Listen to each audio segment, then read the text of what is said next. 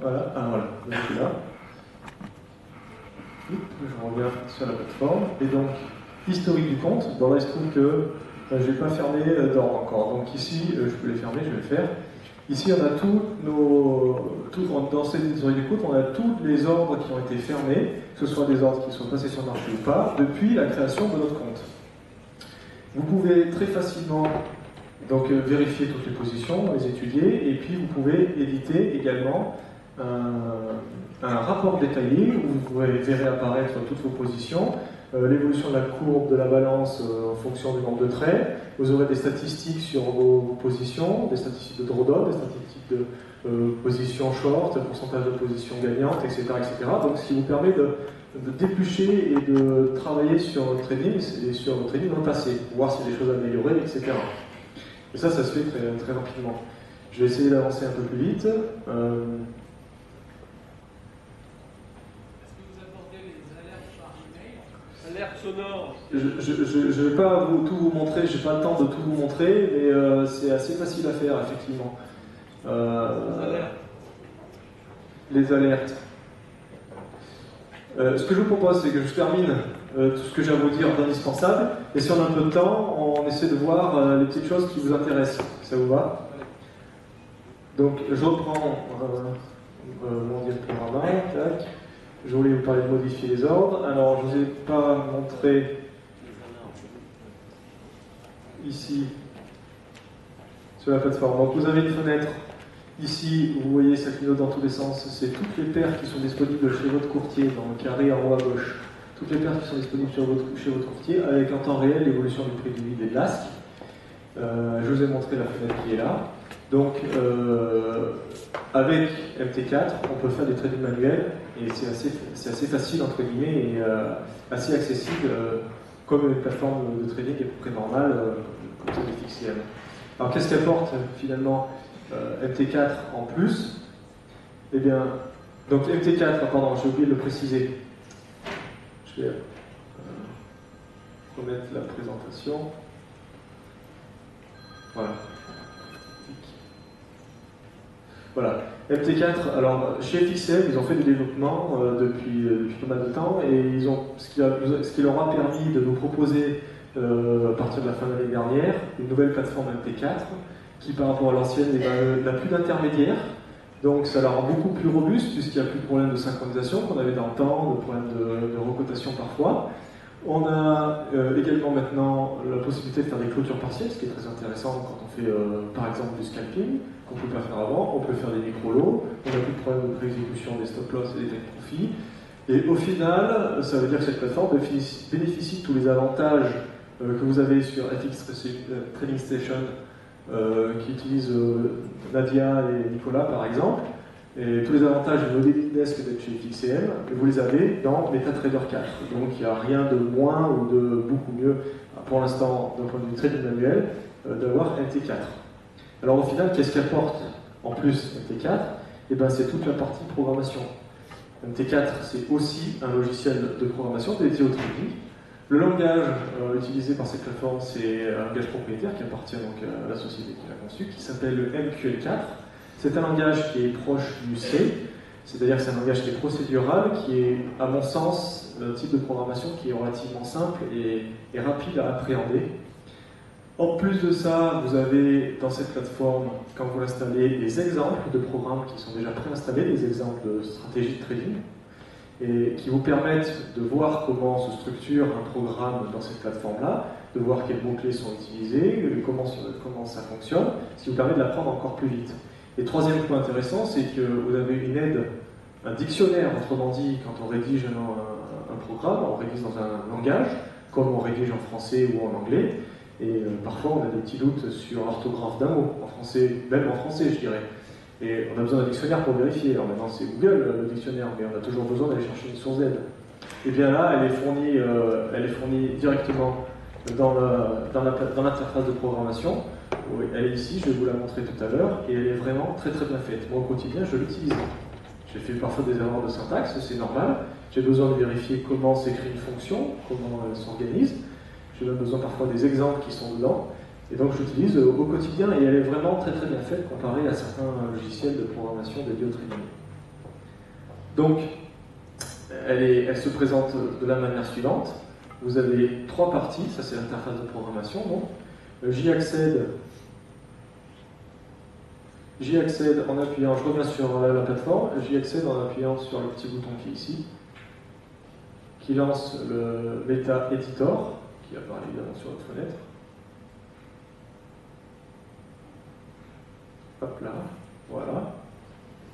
Et donc on a une partie ici en couleur, où c'est rédigé en couleur, et qui sont les leaks, évidemment c'est finalement le programme, c'est le code du programme qui apparaît ici. Ensuite, sur la droite, d'ailleurs je l'avais ouverte, vous avez l'aide de référence, le dictionnaire MQL4, c'est-à-dire comment on écrit les mots que connaît MQL4, comment on les utilise, et quand on sélectionne, je prends n'importe lequel, hop, je double-clique sur le mot qui m'intéresse et je vois apparaître dans la fenêtre en bas le descriptif de la fonction, avec les paramètres qu'elle utilise. Donc la syntaxe plutôt, la description de la fonction, à quoi elle sert, comment on l'utilise, le nom des paramètres avec un petit détail, et vous avez même des exemples de programmes pour pouvoir l'appliquer plus facilement. Et donc tout ça pour vous dire que, voilà, à mon sens, l'aide de MQL4 est vraiment très très bien faite. Je reviens sur mon diaporama, donc je vous ai présenté les trois fenêtres. Vous allez me dire maintenant qu'est-ce qu'on peut programmer avec cette plateforme. On a trois types de programmes différents, enfin il y en a un peu plus, mais je vous présente les trois principaux, en tout cas ceux qui vous intéressent le plus et qui m'intéressent également le plus. Ce sont les indicateurs personnalisés. Donc c'est-à-dire des choses des indicateurs qui sont par exemple pas disponibles déjà dans MT4 ou même dans d'autres plateformes, que vous avez besoin d'utiliser, que vous avez inventé et que vous voulez voir sur vos graphiques tous les jours. Ou même, à la limite, on peut penser quand on fait du trading semi-automatique, qu'on a besoin d'un système d'alerte qui nous dise quand une série d'indicateurs, un package d'indicateurs, ou même l'évolution du cours, satisfait des conditions particulières. Par exemple, je reprends l'exemple de tout à l'heure, on a un RSI qui est sous les 30 et un croisement de moyenne mobile. Ça pour nous, c'est un... Je dis n'importe quoi, vous ne l'appliquez pas forcément en réel, c'est juste un exemple. Mais pour nous, par exemple, c'est un signal d'achat. Bon, et bien on peut programmer un indicateur personnalisé qui surveille le RSI et qui surveille les moyennes mobiles et qui nous envoie une alerte pour nous dire attention, tu as peut-être une configuration où tu dois acheter la paire. Excusez-moi, apparemment sur MT4, les alertes ne se font que sur les prix et le temps. Non. Sur les indicateurs. On peut programmer tout ce qu'on veut. Aucun souci. Il faut passer. Alors, il y a deux types d'alertes. Il y a les alertes qu'on programme nous-mêmes. Et il y a un système d'alerte sur les prix qui est directement dans la plateforme qui ne nécessite aucune programmation. Donc c'est peut-être ça que vous citez. Mais quand on fait de la programmation, on peut avoir une alerte sur n'importe quoi. S'il vous plaît. Oui. Ce logiciel que vous avez utilisé, il est donc utilisé sur le marché des changes. Est-ce qu'il peut l'être sur les marchés boursiers, sur les produits dérivés pour lesquels il y a des codes, et donc, notamment sur les produits dérivés, des codes qui changent tous les mois, tous les 3 mois, tous les 6 mois. Si c'est utilisé, de quelle manière ça peut l'être? Donc la question, c'est pour ceux qui n'ont pas entendu, c'est est-ce que MetaTrader est disponible pour d'autres produits que le Forex? Alors pour être tout à fait honnête, je connais bien le Forex, les autres produits, je ne connais pas les courtiers. Donc ça dépend plus du courtier que de la plateforme, puisque sur une plateforme de trading, a priori, on peut utiliser tous les produits qu'on veut. Simplement, il faut que le courtier vous propose les flux dans cette plateforme-là. Et là, je ne connais pas. Je ne peux pas vous répondre à ce sujet-là. Je suis désolé. Donc je reprends mon exposé. Je disais, les indicateurs personnalisés, ce sont donc la plupart du temps, pour les indicateurs qui tracent des choses, c'est les programmes qui vont tracer des objets sur les graphiques, qui ne vont pas passer d'ordre, mais qui vont tracer des choses sur les graphiques ou qui vont envoyer des alertes comme je citais tout à l'heure. Donc ce sont des programmes qui analysent le marché tic par tic. C'est-à-dire chaque nouveau mouvement du marché, la plateforme va appeler le programme et va le dérouler entièrement. Si à ce nouveau tic, eh bien, on satisfait les conditions qu'on a programmées, eh bien, il se passe quelque chose, une alerte, ou on trace quelque chose sur le graphique. Ça dépend de ce poser le programme.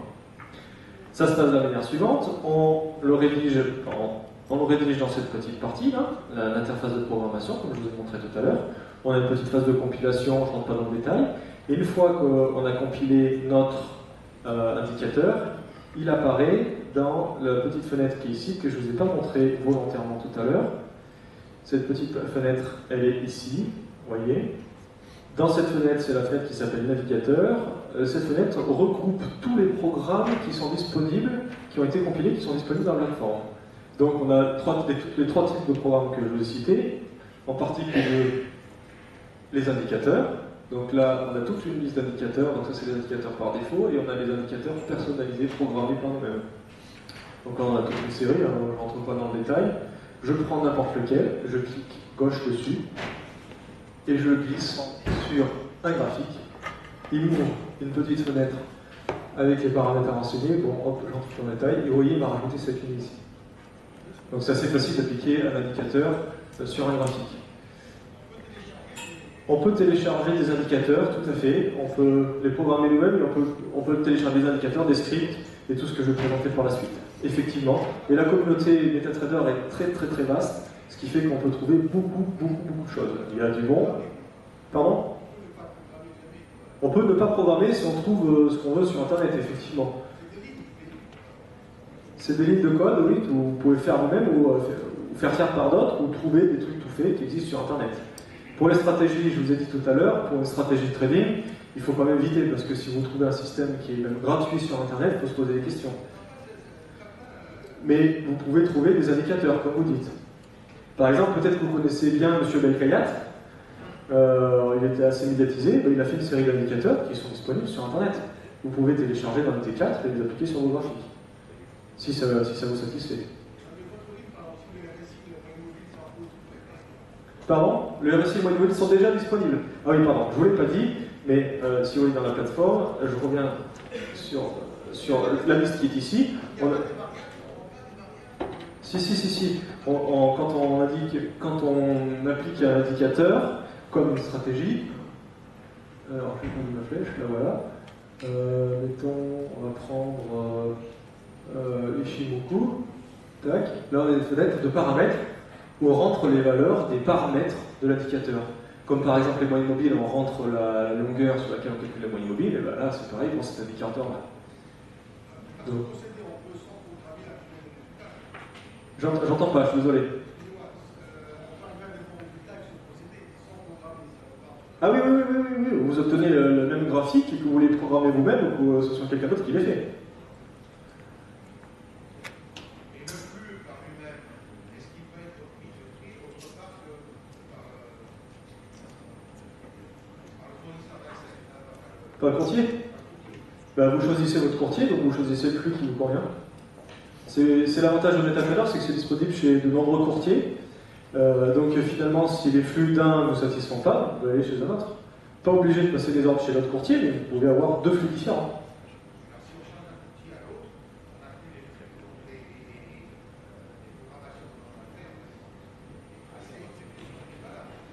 J'ai pas compris. Les tracés, les graphiques sont les mêmes. Enfin, a priori, vous avez quasiment, ou on va dire qu'on a les mêmes cotations chez un broker que chez un autre.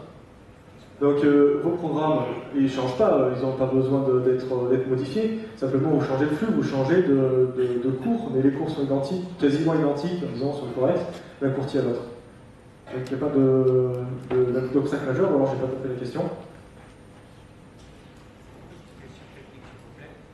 À l'instar du marché boursier traditionnel, qui est un marché d'action, est-ce qu'ici on peut sélectionner, par exemple, on a parlé tout à l'heure d'un verre au dollar, on sait que là il n'y a pas de problème pour lui, on l'achète, on voit, il ne reste pas de problème.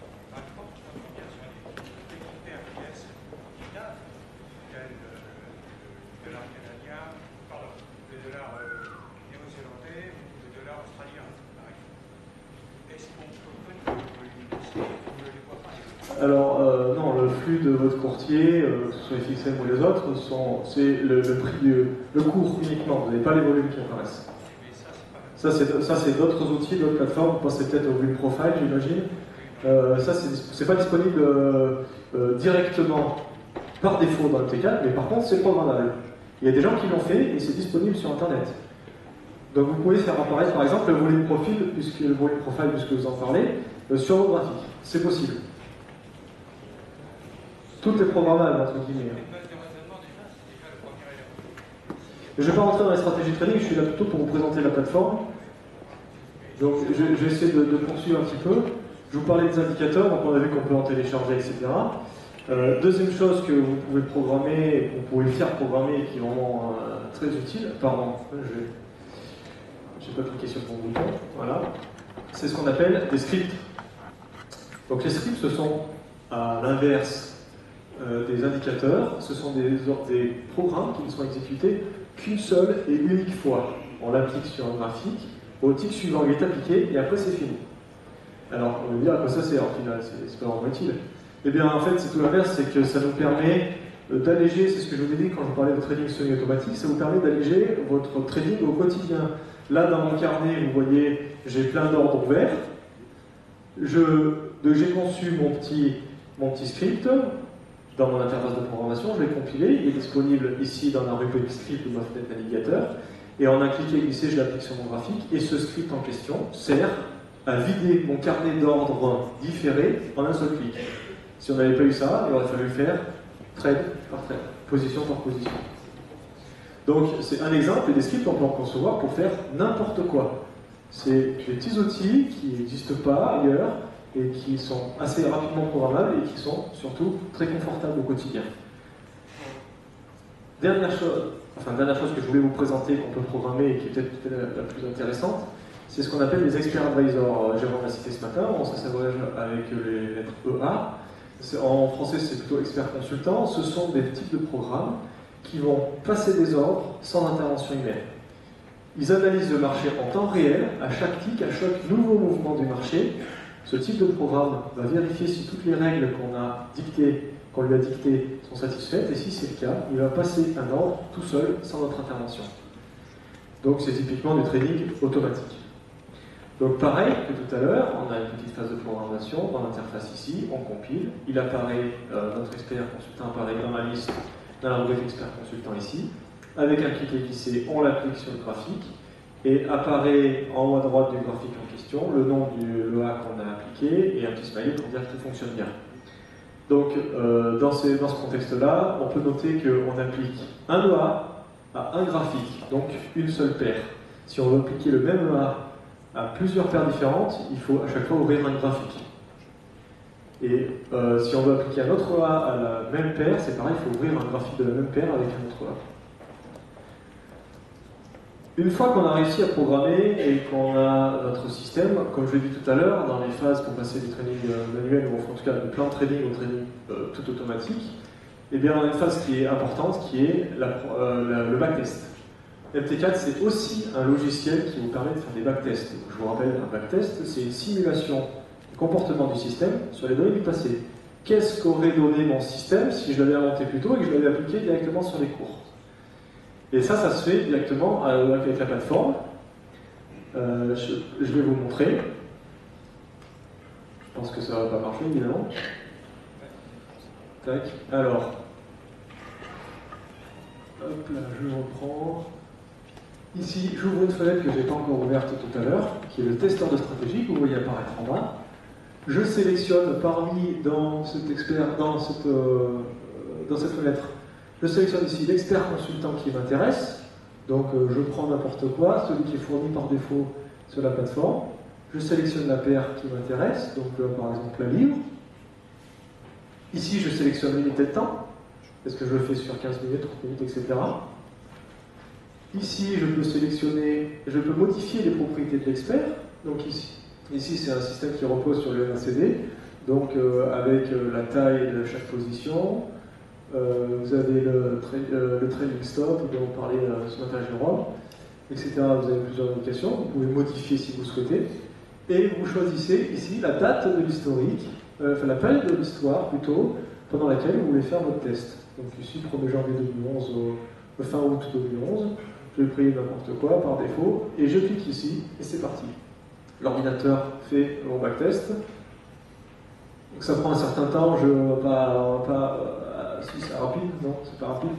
Donc ça prend un certain temps, évidemment, selon l'unité de temps que vous avez choisi, selon le système, et selon la longueur, la période de l'histoire que vous voulez observer. Donc ici, il fait une première passe pour récupérer toutes les données, et ensuite il va faire une seconde passe pour faire le calcul. Cette partie backtest est vraiment importante quand on a une vague idée de stratégie trading et qu'on va voir à peu près ce que ça donne. On utilise le testeur stratégie, vous voyez c'est très rapide, là je prends 6 mois d'histoire en 15 minutes.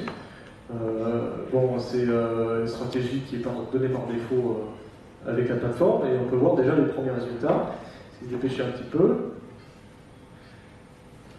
Bon, on va le laisser finir, je repasse sur mon diaporama. Donc le testeur de stratégie qui est ici, je vous ai montré comment on fait, et on obtient différents résultats sous différentes formes à l'issue du backtest. Évidemment, on obtient la courbe de la balance en fonction des trades, c'est peut-être ce qui vous intéresse le plus dans un premier temps. Donc on voit ici par exemple sur cet exemple-là que les 15 premiers trades donnaient plutôt une equity qui était enfin une balance qui allait vers bas, et ensuite la stratégie est gagnante. Donc ça ne veut pas dire que sur le long terme ça marchera tout le temps, c'est juste un exemple que je vous donne ici. Vous avez deuxième type d'affichage de résultats qui sont les graphiques. Vous pouvez demander à la plateforme d'ouvrir un graphique du backtest que vous avez fait, il va vous ouvrir le graphique avec la bonne paire, sur la bonne unité de temps. Si vous utilisez des indicateurs dans votre stratégie, il va vous ouvrir aussi les indicateurs. Donc par exemple ici, on voit les bandes de Bollinger et une moyenne mobile, et il vous affiche tous les ordres que la stratégie a émis, avec le stop loss, le prix d'entrée, la bougie sur laquelle a eu lieu l'entrée, la valeur côté de profit, etc. Donc ce qui vous permet d'éplucher non seulement la liste des trades, mais aussi de le voir graphiquement. Ce qui est assez intéressant pour voir si l'ordre est bien au bon endroit par rapport à mon indicateur, etc. Et dernière chose que vous fournit, que je voulais vous montrer que vous fournit le logiciel, c'est le rapport de backtest, avec, comme pour votre trading manuel, un rapport qui détaille le profit que vous avez fait, évidemment, mais aussi le drawdown, ce qui s'appelle ici la chute maximum, le pourcentage des statistiques comme le pourcentage de trades gagnants, le pourcentage de short, le pourcentage de long, etc. etc. Tous ces